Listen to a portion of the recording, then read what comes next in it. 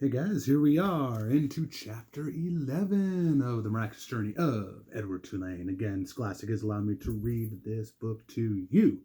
All right, so it ended up with, oh man, Edward going through some tough times. He felt the words in his chest at the very end. Nellie, Edward, Lawrence, I'm sorry, came back to him.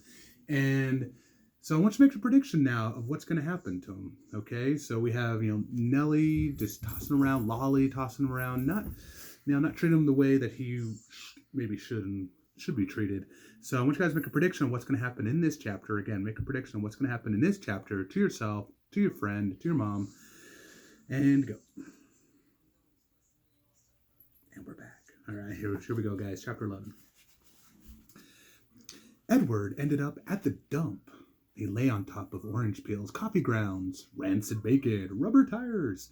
The first night he was at the top of the garbage heap, and so he was able to look up to the stars and find comfort in their light. In the morning, a short man climbing through the trash and rubble. He stopped when he was standing on top of the highest pile. He put his hands under his armpits and flapped his elbows.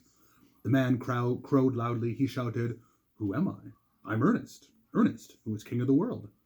How can I be king of the world? Because I am king of garbage. And garbage is what the world is made of.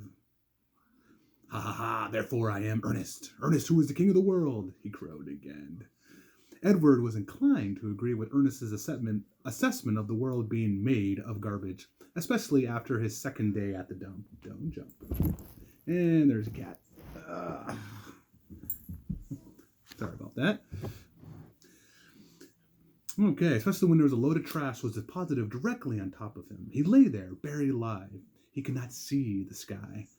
He could not see the stars. He could see nothing. What kept Edward going? What gave him hope? Was thinking about how he could find Lolly and exact his revenge. He would pick her up by the ears. He would bury her under a mountain of trash. But after almost 40 days and nights had passed, the weight and the smell of the garbage above him and below him clouded Edward's thoughts, and soon he gave up on thinking about revenge and gave in to despair. It was worse, much worse than being buried at sea. It was worse because Edward was a different rabbit now. He couldn't say how he was different. He just knew he was. He remembered again Pellegrina's story about the princess who had loved nobody. The witch turned her into a warthog because she loved nobody. He understood that now. He heard Pellegrina say, "You disappoint me." "Why?" he asked. "Why do I disappoint you?" Oh, but he knew the answer to that question too. It was because he had not loved Abilene enough. And now she was gone from him, and he would never be able to make it right. And Nellie and Lawrence were gone too. He missed them terribly. He wanted to be with them. The rabbit wondered, was that love? Day after day passed, and Edward was aware of time passing only because every morning he could hear Ernest performing his dawn ritual, crackling and crowing about being king of the world.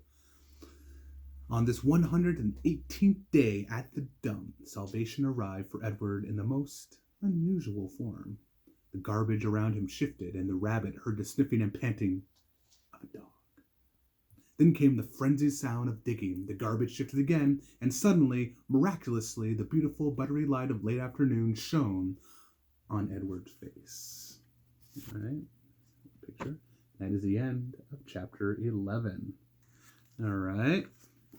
Okay, so first question, you guys, is how did Edward feel about his previous owners? Okay, we got Pellegrina. Well, not Pellegrina technically was the owner. We got Abilene. How did he feel about Lawrence and Nellie? So tell me, how does he feel? How did he feel about them? And the second question is, how did he end up in this garbage? How did that happen? Had to be some way. So you might have to reflect back on the old video to figure this one out. How did he end up in the garbage, and how is he feeling during this time? Okay, we know there's a dog sifting, and we're about to find him, so hopefully good news there. I'll see you guys in the next chapter.